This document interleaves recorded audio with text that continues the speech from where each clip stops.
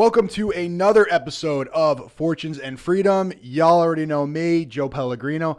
I've got with me here today Mr. James Robert Phillips, the Director of Operations over at AIM Counseling Group. What's up, Rob? It's good to be here. I feel like I'm a little starstruck because I listened to your podcast before, and now I'm actually here. I feel real special, man. That's awesome, man. Yeah. It's so good to have you here. We're super stoked. And by the way, do you want me to refer to you as James or Rob for the sake of this conversation? Let's go with Rob. We'll go Rob today. Okay. Yeah. All right. Rob Awesome. works. Most people know me by Rob. It's just work people know me by Professionally. James. Yeah. Got it. No, Rob's a strong name. We'll go with that. Well, good stuff. So just a quick background on Rob. Rob's been working with our company for a couple of months now. We've had tons of conversations. We recently had a strategic mastermind together with him and Amy, the owner of AIM Counseling Group. And man, just so much interesting stuff coming out of the whole mental health world and what's going on with them. And so this is actually November is actually a men's mental health awareness month, which is super appropriate right now, and that's bringing Rob on. This is a great time for that. Yeah, I'm happy to be here. It's something that I think, in particular, mental health, something that doesn't always get enough attention.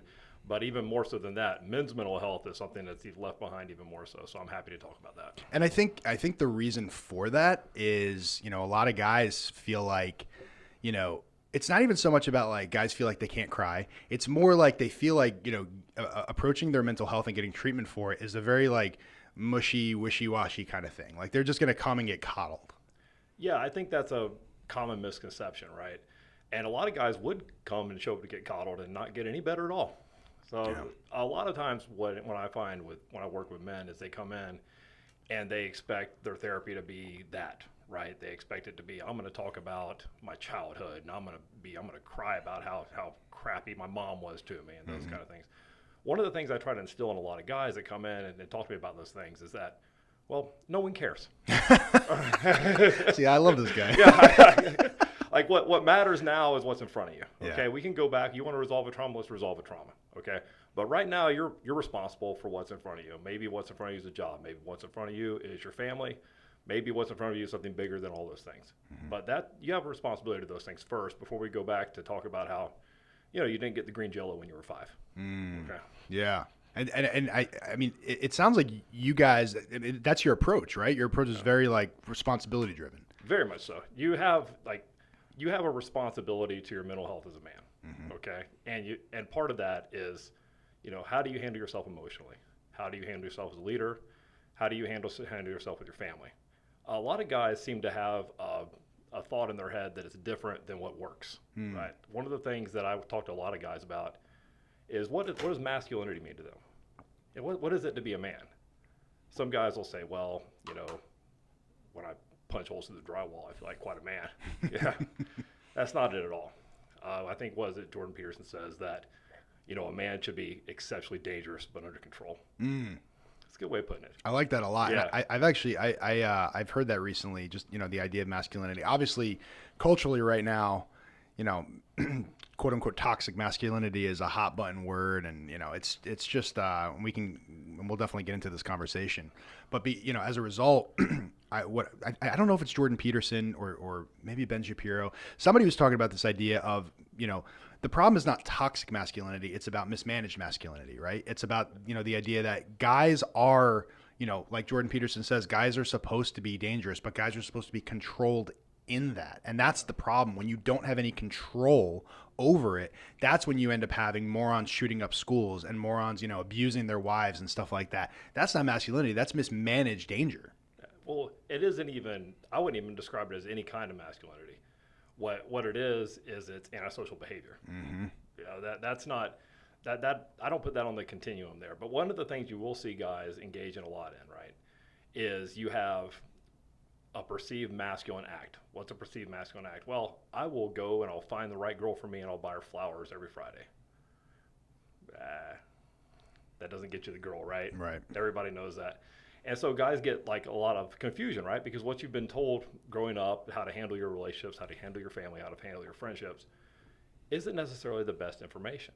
And I think, and I'll get more into that later. I hope we don't have to dump any of it, but we're good, man. I will, like, for example, the first time this was ever on my radar as an adult is when I watched Fight Club. Okay. You see Fight Club, what's the big tagline? We're a generation of men raised by women. Well, look around. Yeah. Okay, what happens when there's a generation of men raised by women? Well, there's repercussions to that. Where do you think we went wrong as a culture? Oh, well, I'll tell you what I think. I'm glad you asked me what I think. This is what I think. Yeah. Okay. I think somewhere around the 70s or 80s, fathers stopped being fathers. And not every father stopped being a father. Not every father stepped out of the family. But there became this paradigm. It was reinforced by TV and it was reinforced by society. Mom runs the house and dad's just another kid.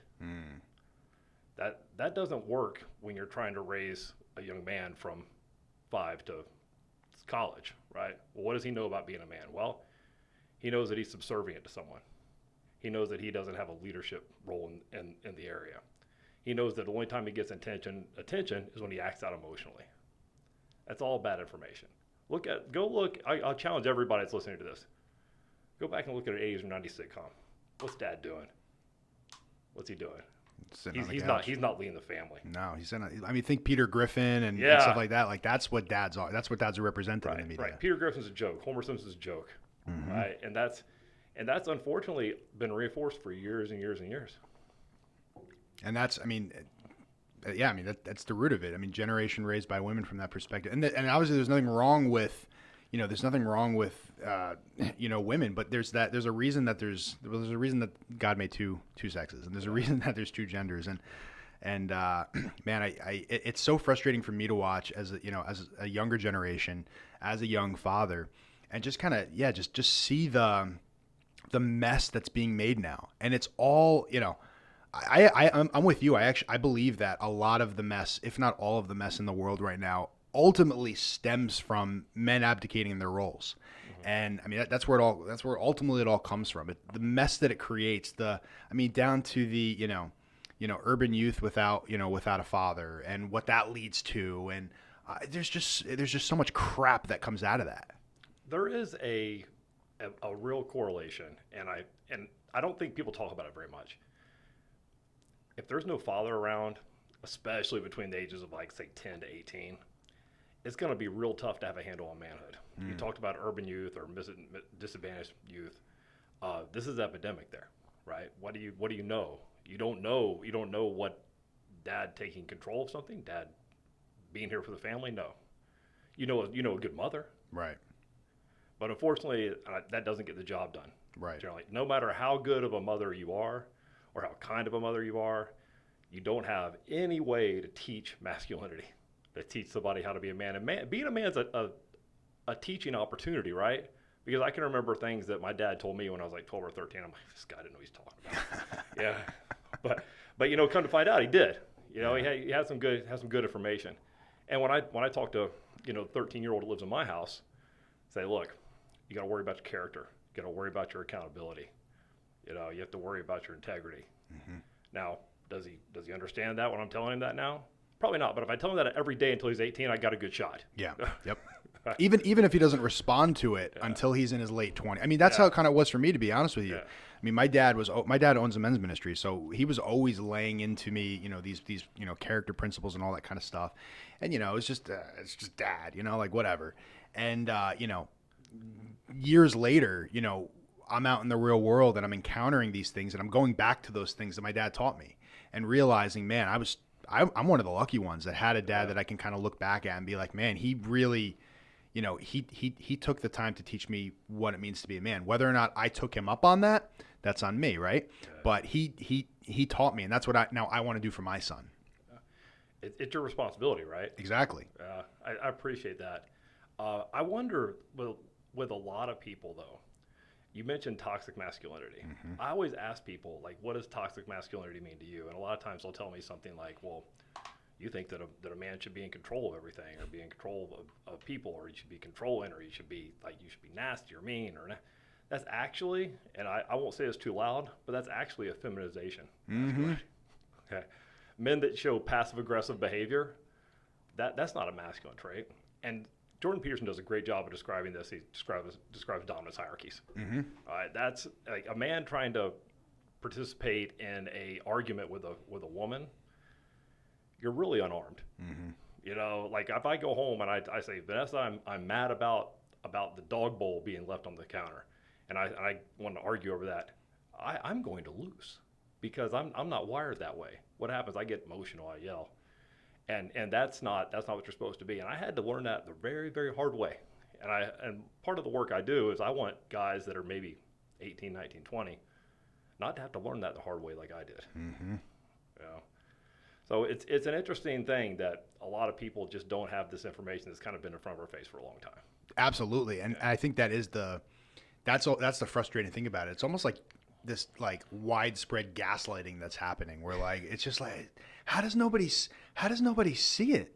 Like we're talking, I mean, everything in the news and everything, I mean, down to, what's going on in these underprivileged schools and stuff like that. It's like, how are we not looking at the most obvious solution? But that's the thing. This generation and this culture, they don't want the obvious solution because the obvious solution is too hard.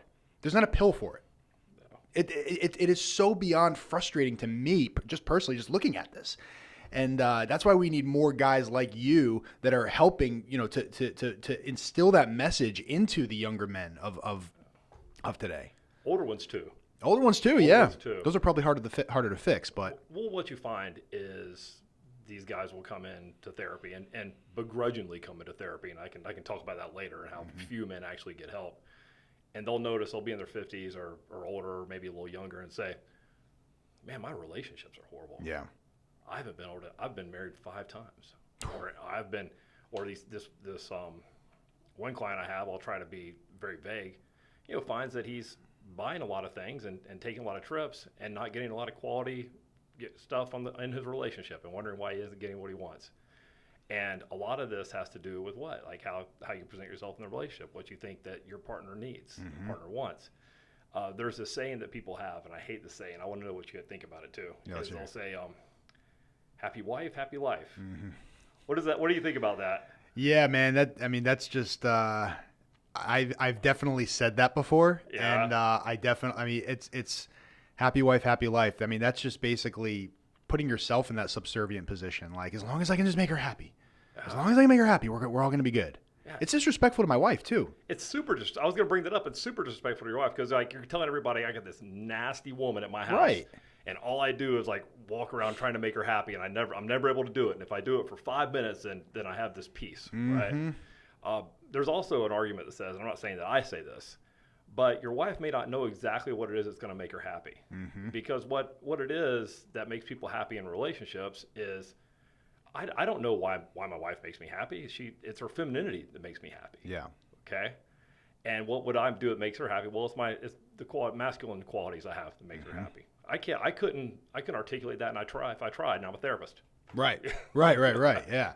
It's it's funny because it's all in how we're wired, right? It's all like, it's just innate to us. That's why, boys that aren't, being, raised up properly, that's why they act out, because it's in us to be manly, right? It's in us to yearn to be manly.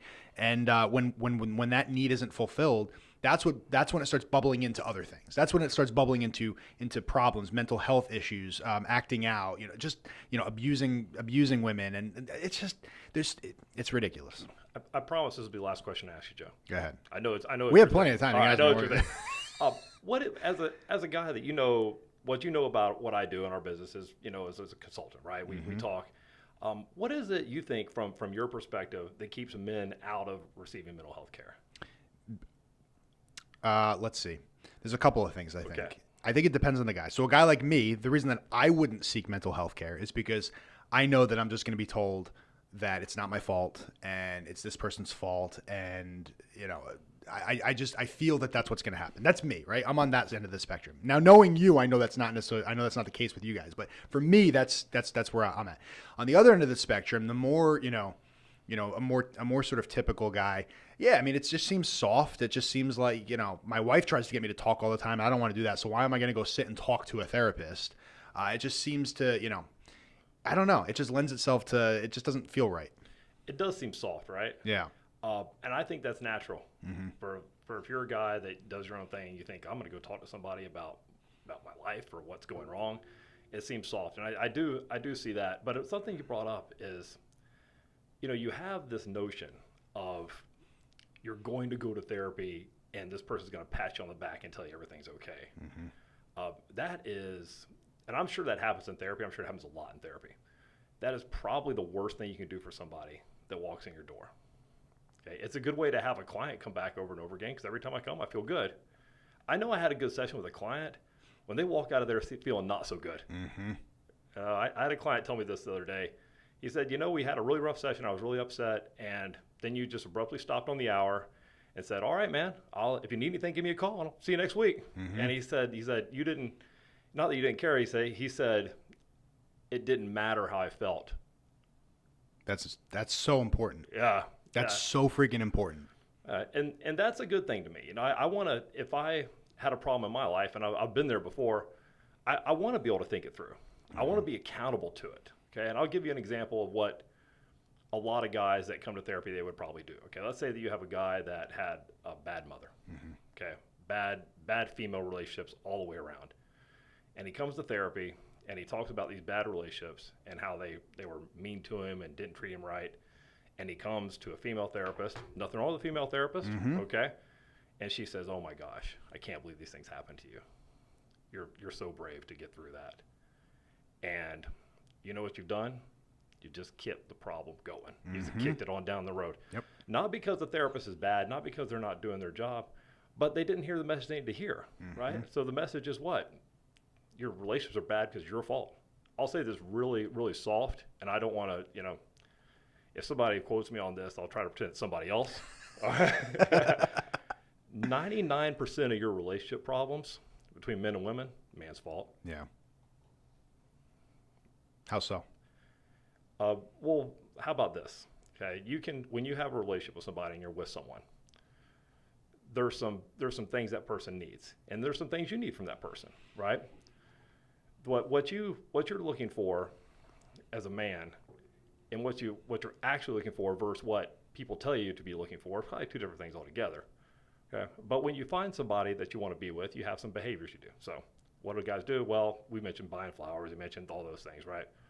Well, if you really look at what somebody needs, particularly a woman needs with a man, is they need safety, security, and provision, okay? If you're concentrating on providing those things, you almost always will have a positive relationship. Well, what does safety mean? Well, she's safe with me, mm-hmm. okay? It means I'm not acting out. I'm not overly emotional. If we're out in public, she knows that she's safe. She can look at me, okay? Something Vanessa tells me all the time. Mm-hmm. She just looks at me. She's like, can you just handle this? Okay, all right? And that's probably an important thing to her. Yeah. Okay? So when I think of men causing 99% of the problems in relationships, I really think it's not by not setting this precedent. Yeah. Right? Like you have to feel comfortable with the person you're with. Now, guys will probably disagree with me and they'll say, oh, this woman's so nasty I'm with. Okay, well, what are you doing? Mm-hmm. How are you providing safety? How are you providing security? What are you giving? What are you providing her? Do you have a job? Do you sit on the couch playing video games? Mm. How are you bettering yourself? How are you becoming more intellectual? Yep. How are you becoming more physically fit? That's a big hot button there. I won't go too deep into that. But. No, that's huge, man. And yeah, it's so funny because I think you can hear from me that I'm sold on this, right? Yeah. But I even deal with that, right, with my wife, where I'm like, she's being such a stinking brat right now, and once I can cool down, I can kind of come back and circle back around to, oh, that's right, she's dealing with this with her parents and this with that and this with that, and I'm just adding to that with the way that I'm reacting to her. And we've gone a couple times and talked with our pastor together, just like typical, just like marital counseling stuff, nothing crazy, just kind of talk things through. And it always I'm always reminded that it doesn't matter what she's doing. It doesn't matter how much of a brat she's being. I have the responsibility to break the cycle. I have the responsibility to give her what she needs. And you know what? If she's not reciprocating back, well, then that's something that down the line, I don't know, we deal with. But right now, it's my responsibility to figure out exactly what she needs and how to take care of her in that. Because like you said, 9 times out of 10, it's because she's not having a need met. That's why she's acting or saying what she's saying. It's because she's not having a need met, a need that I should be meeting. Mm-hmm. And it's important to meet those needs. It's important to be empathic to those things. I had a client that gave me a real good example of a good temper tantrum he had when he saw a plate with crumbs on it from somebody's toast. Mm-hmm. And he's like, man, I don't like that. I'm going to punish you for 5 hours today because the crumbs on your plate. Oh my God. And that's the kind of ridiculous things that people do in relationships, right? I want to I want to challenge you on something. Okay. She just mentioned, and it's funny, but I want to challenge you on something. See if you'll do it. Okay. Let's hear it. We it may not last, but tell me what. So next time you see that you and your wife are having an interaction, right, and you see that the way you put it, she's being kind of a brat. Mm-hmm. Okay. Say, I think you need a spanking. Say it to her? Yeah. Oh, geez. Come here. Come here. I think you need a spanking. Come here. Come here. You're being bad. You know you are. Okay. And what's going to happen then? Well, I mean, that's the fun part, right? Right. I figured that out. Well, the thing is, the reason I always tell couples that, okay, I tell guys this, tell couples that all the time, is you have to break the tension. Okay, I see what you're saying. Yeah. Is she being a brat? Is she being difficult to you because you did something? Probably not. Right. Okay. That gives someone an opportunity not only to kind of break the tension, but also to take ownership. Like, you know what? Okay, I got it. I get that. I get that, man. I totally get that. You have to try it, Joe. Yeah, I'm genuinely gonna try that. It's funny. We were having this conversation last night actually because she was having a bad day yesterday, and then we found out that her AC was broken and it was gonna cost $4,000 to fix, and she was just like done. And I said to her, Laura, you need to go. You just got to go break the cycle right now, because she started snapping at me. I'm like, we're on the same team here. I understand. Like I get it. Go to Hobby Lobby, walk around, break the cycle. Just distract yourself, snap yourself out of it, just like we do with our 3-year-old son. Where if he's freaking out or whatever, we pull something out that he hasn't seen in a while, a toy or something like that, just to break the cycle, bring it back down to earth. He's young enough that that works.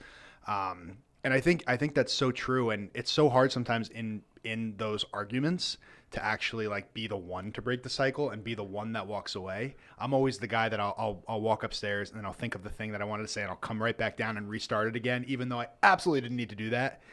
And it's, regardless of how she's going to behave, it's my responsibility to break the cycle. Yeah, that doesn't work, does it? No. Yeah, I always try to think. I used to train de-escalation for people that work on Baker Act receiving units. Oh, wow. Okay. Okay, which is like when people are involuntarily admitted to hospitals for mental health reasons. Yep. And I used to train de-escalation. Okay? And so what I always try to remember when I'm having a disagreement with anyone, and obviously my wife too, is the things I learned during that time. Yeah. So you want to keep the same rate, tone, and pitch and volume of speech. You have to watch your nonverbals. Mm-hmm. Because all those things are things that's going to give somebody to dig something into you, right? Like if everybody knows that if somebody says something and I roll my eyes, what does that mean? Okay, it means I'm condescending. It means I don't want to hear what you have to say, and it means I'm exasperated with you. So if you just have your, I used to call it my 4-year-old voice when I work with kids. Okay, you have your 4-year-old voice. Keep that same rate, tone, pitch, and volume of speech. Don't say anything nasty. Watch your nonverbals. You'll be surprised how quick things de-escalate. Very, very interesting. Let me ask you this one. Not that this is turning into a therapy session or anything, but I do have a question for you. So what about a situation where you do apply those de-escalation techniques and you're very, very just chilled out and you're just, you're trying to kind of, keep it. What if she reacts poorly to that? Because that's not typically how you react. So now it sounds like you're being blasé, and it sounds like you actually don't care about what she's saying because you're being so, hey, just really gentle. It seems patronizing at that point. What do you think of that? Are you being patronizing? Potentially. It's possible. Well, obviously intent matters, right? Yeah. That's fair. But when you're engaged in a disagreement, if you believe what you're saying and you believe the position you're coming from, there's no reason to give on that. Yeah. Yeah. Well, that's the thing. That's one thing that, Laura and I have worked and we've worked really, really hard on, is this idea of just standing for something, and we stand on facts, right? Yeah. At the end of the day, it's all about facts. And there's feelings, sure. Facts don't care about your feelings, Ben Shapiro. Facts don't care about your feelings, but we still feel things, right? So how do we reconcile the facts with the feelings? And that's where, it's like, I feel like with us, we're almost, I don't want to say we're advanced from that perspective, but we think about those things, right? Those are things we're thinking about in conversation. And it's okay, how do we're to a point where it's how do you reconcile the feelings with the facts and the facts with the feelings? And I think that's what a lot of people don't even get to, though. A lot of people don't even get to the, to those sort of root questions. Because for me, it's all about the root. I'm not interested in treating symptoms. I'm interested in treating a root. In general. Well, the thing is about feelings, right? Feelings are not one of those things that you can decide to have, right? I wish if I could, I definitely would. but they're part of who you are, they're part of your being. And if they don't necessarily go with the facts, then that's something you got to work out together. Sometimes I'll just sit back and be like, man, I don't like that, but I'm angry about it. I need to figure that out. Or I don't know why I feel the way I do about that. Let me either talk it out or let me think about it for a while. Those tend to work until they don't. Right, right. Like to think that you're gonna have a relationship where you're not gonna get angry about something and snap. That's not reasonable. What's reasonable is that you have a thought process of this is what I do. Yeah. This is how I resolve issues. This is how we resolve issues. It helps usually. Yeah. Sometimes it doesn't. Sometimes people just don't want to be together, man. Sure, sure. That happens too. Sure. That happens a lot, and that's one of those things. As a therapist, it's a tough conversation. Sure, sure. It's it's like when the therapist equivalent is, it's like a doctor telling somebody they have terminal cancer. The therapist saying, there's nothing I can do for you. Right. Yeah. Yeah, that's really interesting. Yeah. But yeah, I mean, back to the overall kind of concept of, responsibility of the husband, of the man, to sort of break that cycle. I mean, that's something that, we're taught in culture that, our anger is justified, regardless of what we're angry about. Our anger is always justified. It's always somebody else's fault. There's no accountability anymore. It's infuriating. There is, the only accountability you're going to find is accountability that's more broad, right? Like people will say things like, well, this is what you should think, or this is the way it should be. And as a man, particularly a man in a relationship or a man with a family, you have to make some realizations about yourself too, right? No one cares. You're not special. Right? You don't get to be the one that gets to have your own rules. That's not the way it works. And you have to impart that, not only to your kids, but, to your rest of your family too. A lot of guys make mistakes with thinking they're special. You'll hear guys say this a lot in relationships. All right, I'll give you an example of a guy trying to feel special in a relationship. So let's say that a guy's dating a girl for 8 months, right? And he says, man, the sex is amazing. This is the best sex I've ever had. And he looks at the girl, she says nothing. Right? Like, it's like, oh, what? I'm not special? Yeah. This is not like, so that's something really common. Guys will try to, men in relationships will do that, try to tease out that, I'm the only person, or I'm the special person. Well, kick that thought out of your head right away. Okay? And then you'll start having more healthy relationships. Very interesting. Yeah. Very, very interesting. Obviously the audience for this show is very entrepreneurial, right? Yeah. And got a lot of business owners, got a lot of people that are running their own ventures and stuff like that. A lot of guys. Pointedly, I have a very male audience. Yeah. What would you say to us as male business owners? What are your sort of like, I don't know about recommendations, but as it relates to mental health, like what do we need to be thinking about as business owners? It really depends on your perspective, right? People will say the easy thing for me to say as a therapist is you need to worry about burnout. Well, okay, but then you look around at the guys that are killing it, they're not worried about burnout. Right. They're worried about getting up and making that happen. I think with a male business owner, and any business owner for that matter, you realize that you're going to shoulder a bunch of hours, you're going to shoulder a bunch of responsibility, and you're going to have to work very hard. Okay? You need to make sure that what you're doing is something you're passionate about. Okay? I'm passionate about what I do. Love what I do. I can do it for a very long time. I'm not passionate about being an accountant. Okay? If I had to get up and see my first client at 6:30 a.m. and then still see clients until 7 p.m. as an accountant, well, I don't know. I might not be around. Yeah. That'd be a really tough life. So as a business owner and somebody that's trying to build your business and trying to get out there and know more people, make sure it's something you love. If you don't love it, you're going to hate it. Yeah. Especially as a business owner. Yeah. I know. Yeah, if you're going to own the business, it better be a business that you're happy about owning. You would be surprised how many people I talk to that own businesses they don't want anything to do with. They say to me, well, I thought I could do this and make money.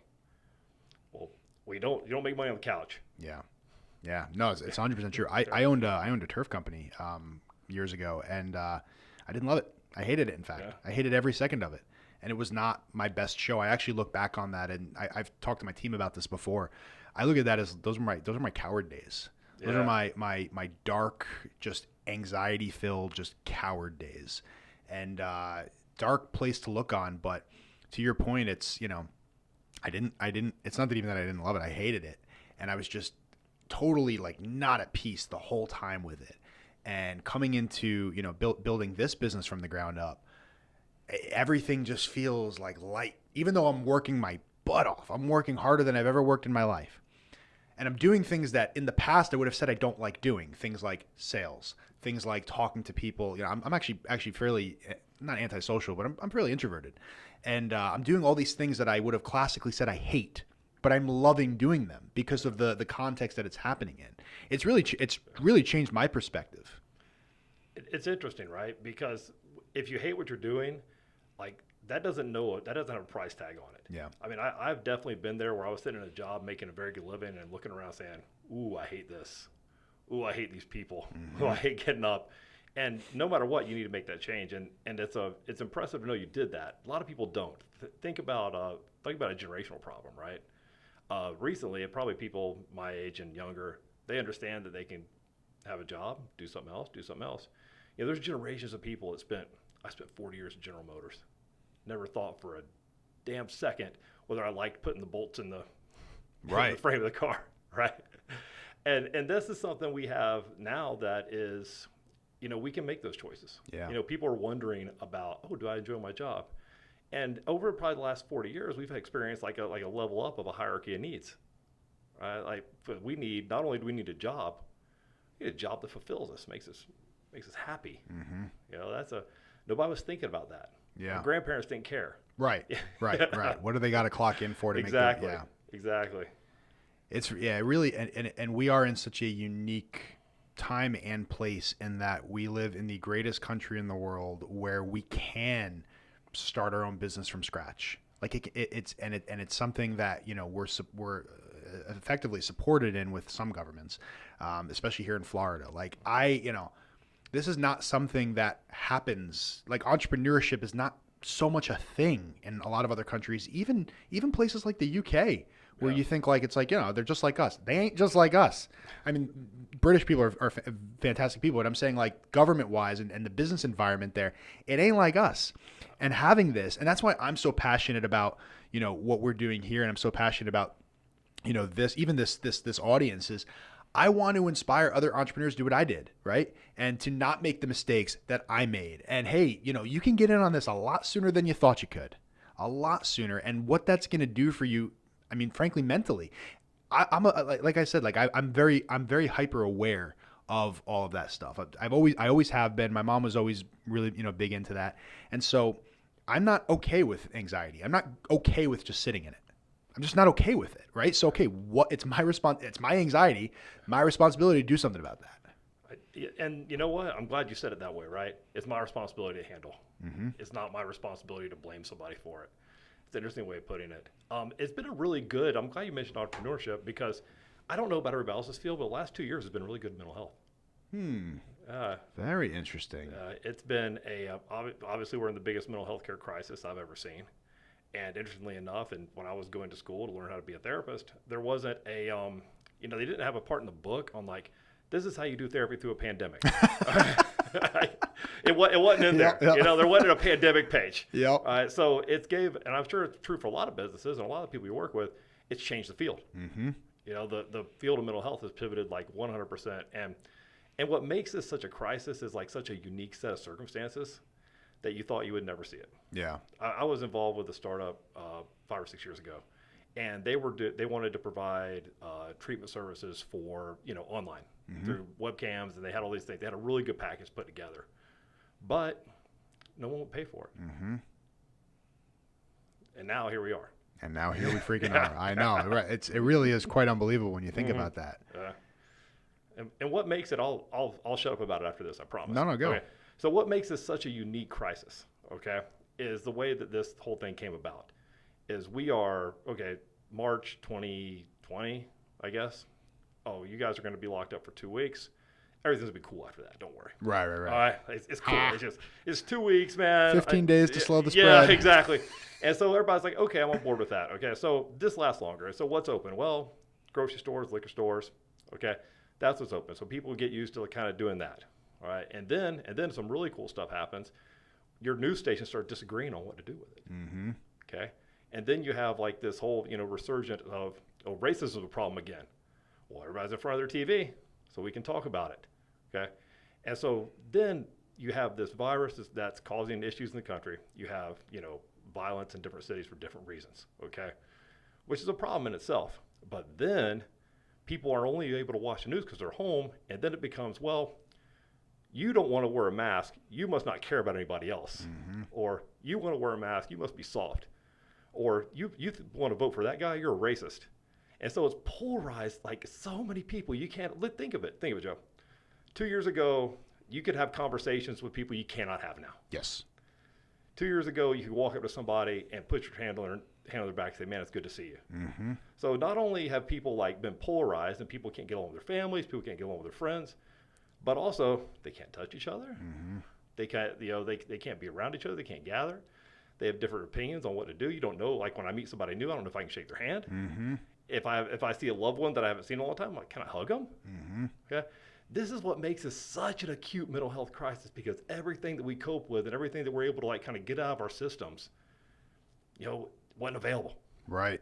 What do I have? I'm at home. Well, I got my iPad. I can look up stuff on YouTube that support my position. I can watch the news channel that supports my position. Anybody else that disagrees with me is a horrible person. Mm-hmm. And that's what it's done over the last 2 years. This is an insane 2 years for mental health. Wow. I wouldn't have thought of that, like that chain, but yeah, I mean, I absolutely see that. Yeah. And people are feeling the sting now. You know why? It's even worse right now, because you know why? It's Christmas. Mm-hmm. Okay. And people will tell me, I have clients that say, it's like, I can't go home, they're unvaccinated. I can't go home, nobody has a vaccine. Mm-hmm. And I'm like, man, that's a tough decision to make right there. Mm-hmm. Wow. Yeah, that's hard, man. So is that something that you actually deal with your clients? Like questions like that? There is so much new pathology, new Wow. mental health diagnosis, and new things going on with people that are a result of the pandemic. Wow. We have people that will flat out not leave their house. Wow. Numerous people will not leave their house, will not eat food, will not even get dressed half the time because they're so scared. Okay, and how do you make people scared? Well, you give them a bunch of conflicting information. Mm-hmm. You give information with an agenda. Mm-hmm. If you watch this news channel, well, it says to do this. If you watch that's how you get people scared. That's how you get them uncomfortable. So we have a lot of uncomfortable people out there right now. We have a lot of people that are really scared still because they don't know who to talk to, don't know who to believe, and don't know where to start. Wow. It's not surprising. It makes sense that would be everything that's happening right now, totally predictable in that sense. Once all this started, once they started shutting stuff down, this is obviously the end that we were going to reach for the timeline that we're on.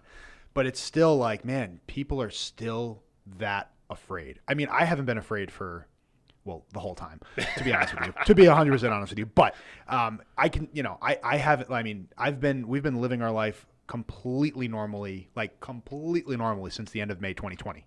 Yeah.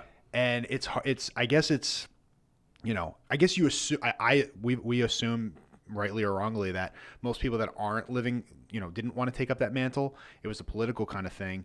But I guess people are genuinely actually afraid. Well, they don't know.